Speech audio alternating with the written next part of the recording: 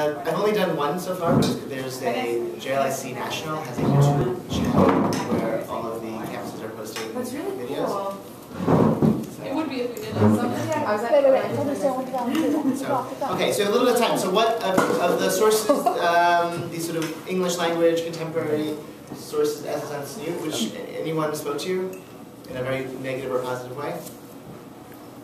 Well, Rebecca and I were talking about numbers 13 and 14. I like the metaphor of the light in number 13, saying that you don't want to, it can be distracting if you shine too brightly. I love that interesting concept. Yeah, that's a nice metaphor. I agree.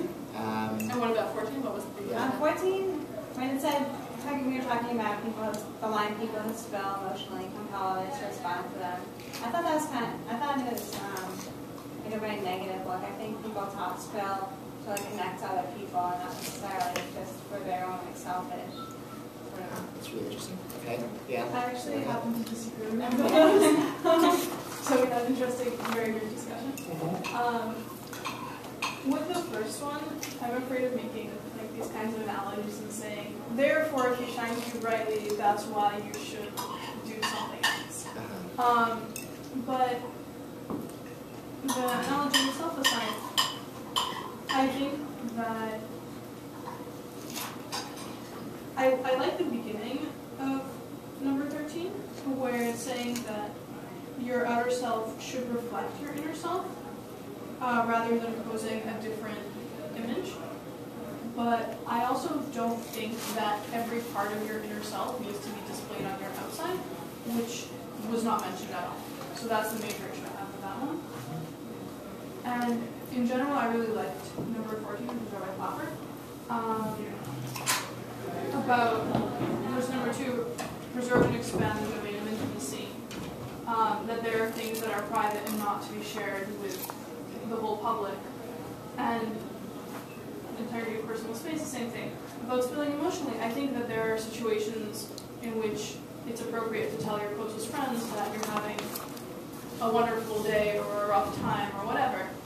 But I think it's modest and generally good value to, in general, as appropriate, sometimes keep these things to yourself and not complain to every person that sees you during the day that you didn't sleep last night or something. I don't really sleep. Well, what I really like about 14 is that he adds the element of like context and necessary, and what's the counter value and what's the purpose. He gives a purpose to you by saying, wait, so immodesty is unnecessary self-exposure, but that means there is also such a thing as necessary and positive self-exposure, which he calls intimacy. And so modesty for him is about mechanisms to preserve a sphere of intimacy. You show certain things in intimate contexts, and you have this sphere of intimacy where you expose certain aspects of yourself, again, spiritually, physically, emotionally, but that means you then don't do that in other places. But by definition, therefore, it's all about, again, the context of what the countervailing value is, which I think he introduces. I really like number 18 a lot. I think that it fits really well with most of the verses that we saw, especially the first 2 paragraphs. Yeah. Because they were all talking about interactions between 2 people, regardless of whether it was public or private. There's always some sort of interaction. This is sort of, it's not so much about you, it's about how you treat others or how you interface with others. So I thought, I like that a lot. Yeah, and she, this is Tamar Biala, she adds this element of sort of God consciousness as being the motivating force, or the energy that animates this character trait. That if you have awareness of God and awareness that other people are also created in the image of God and also like important to God, that's going to impact your behavior around them and towards them, and sort of all of these vast spheres of human interactions that we saw in these primary sources can therefore be kind of under this rubric of Shiur, which is awareness of God, and then awareness that other people also are important to God. How does that?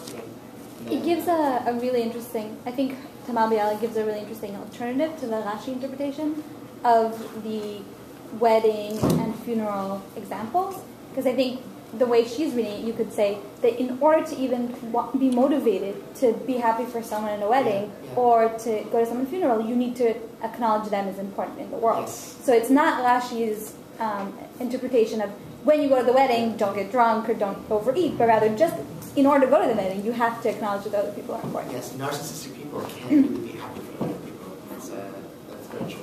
Very true. Dina? Yeah, I really agree with number 14, Rabbi Clapper, and what you were saying, which he said in number 4, he says that it should not be applied mechanically, but rather on a basis of sensitive and dynamic understanding. That's exactly what he's saying, just like mechanical versus sensitivity. And I think that also plays into why I didn't like number 16, which is desexualizing public space. Because once you make the purpose of something to desexualize, and I think you see this in a lot of situations, when you're saying I'm trying to desexualize, you end up hypersexualizing everything, which you can make that the purpose. It's about knowing when to act a certain way and what to do, which is also why I think I had some trouble with the definition of attending a funeral and dowering a bride as being the definition for tzniut, because it seems so specific that to me it must be meaning something else. Because how could it be this mechanical, in every situation this is what's tzniut? Jeremy, you Yeah, so on number 16, I'm curious, did that come out since the Beit Shemesh? It did. He's really, I mean, maybe it's unfair to use him this week as opposed to a different week because he's actually very explicit here, right? That basically, I use the term tzniut to refer to modesty in the sexual arena rather than humility. So I think he's acknowledging that tzniut, let's say in the Talmud, sometimes means humility and sometimes means modesty. And he's saying, those portions of those Talmudic passages that refer to modesty in the sexual sphere, that's what I'm going to talk about in this essay. And he defines it as creating a space in public or in certain arenas which are desexualized. But I think he would maybe put some of the other sources under a category of humility. But really, the reason why he has to say this in the first place is because, as we saw, the Gemara itself, the Talmud itself, uses the same word to refer to all of them. So he's dividing in a way that the Talmud doesn't necessarily. I think I think he's making a political point, because my gut reaction was when I was reading about the idea that it was like, at first I thought I didn't like the source very much. I was like, or at least this line anyway, the idea that it's the purpose of it is to desexualize. But I think like he was making a political point, or like a partisan point, I guess. Just the idea that like, isn't it ironic that we hypersexualize, as Peter was saying? I don't think that. I would be interested to hear how else he further defines tzniut, but I think he achieved his goal. Okay. Yeah. I would say, though, that one way in which Rabbi Clapper's piece stood out to me, and I'm not saying this is positive or negative, but I think a lot of, I guess number 16 would also stand out that way. I think some of the sources try to argue that tznius is something that is for the person, whereas some of the sources say it's in regard for the community or for other people. And the way that I agree with Rabbi Clapper is his third point about spilling emotionally onto people not being fair, like sort of like comparing that to the physical spilling. Like I felt like he was arguing that it would be for other people and not for yourself, which would be interesting. I think Rabbi Clapper, I don't know, I would expect him to say the opposite, but I think it's interesting how the different sources differ in that way. Like who's the beneficiary? Is it right? Is it individual, for or is it you so that people see your inside, or is it for the community that especially? And I think talking about privacy. So let's say like number 15 talks about privacy. That to me would seem as though like privacy is a choice. Like if you want to share something with someone, you should be allowed to. And so like I don't think that tznius can be related to privacy because people don't have like, at least, societally, you don't have a choice of being like, okay, I don't want your privacy, so I'll share it. Where it's like, yeah, I don't know if that makes sense, but if you point tznius as privacy, then it should be a choice. So I don't particularly like source 17. I think that it's a great idea and I think it's true that it's not how much of one's body is covered, but since it annoys me because there are so many laws about it. So if you're going to say, oh, it has nothing to do with covering your body, and yet like, oh, here are all the laws, do this all. So I think it's a nice concept. I just don't think that it's like practically the case. So that's interesting because, I guess more on this next week, but Rabbi Clapper elsewhere in his essay talks about how we're Harvey's even quote that I got online, talks about how it really, that the rules that we think of as being rules of Shiur are really, he puts them all under the category of looping there, of not placing the stumbling block in front of the blind in that metaphorical sense.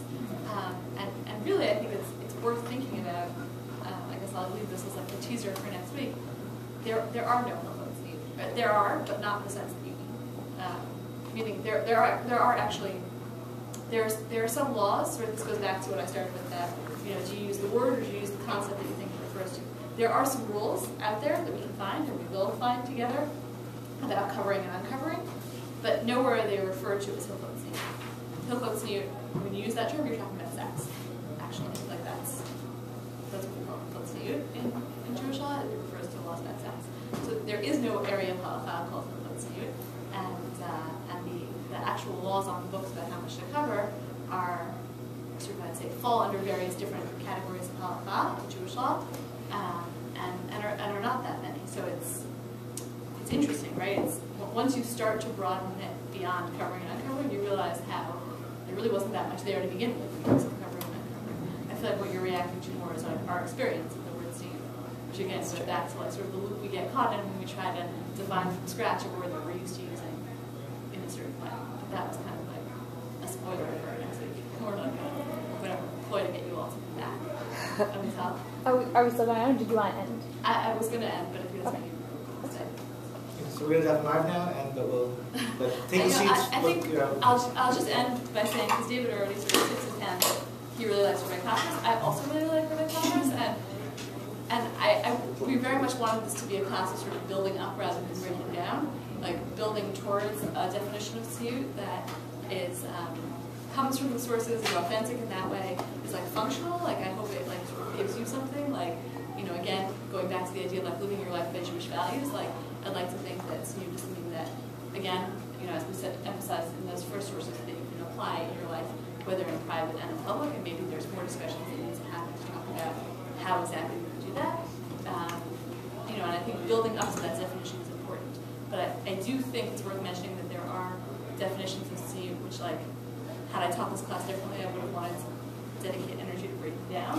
I think it's impossible now, even though we planned this class before it happened, I think it's impossible now to ignore everything that's happened in Israel.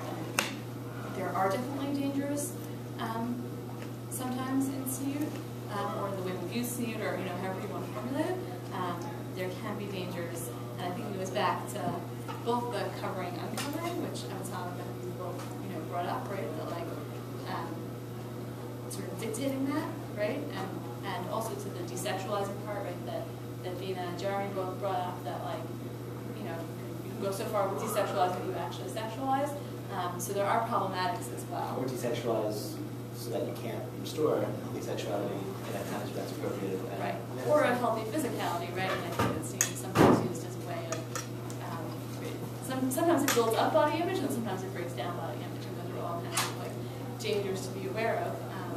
Nonetheless, I think there's enough in these sources that's sort of positive that you can kind of like take with you as like an actual value to use rather than like a sort of concept to defend against or to break down. So you're all invited to go to Marv, and we hope that you'll all return next week. I guess locations on Tuesday next week. We'll announce the locations when we figure them out. Doesn't seem that. Yeah. Okay, it's very important. You didn't press it?